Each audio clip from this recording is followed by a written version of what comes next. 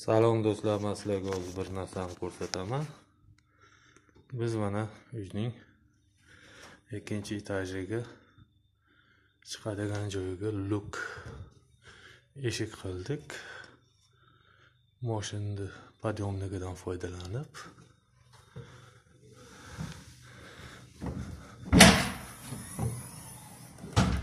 пожалуйста, shunday ochiladi.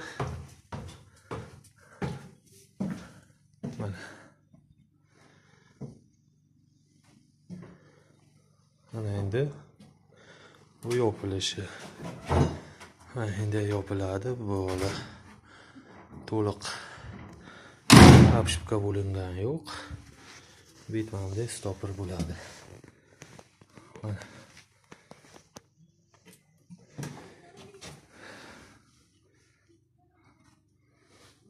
usti apshipka bo'lsa, stiklovati, faner, yana shu yerga dasta.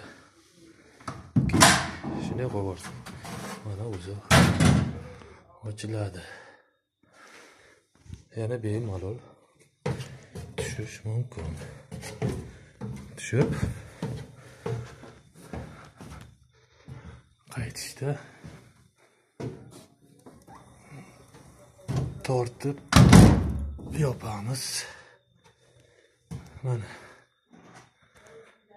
qanday bo'ldi.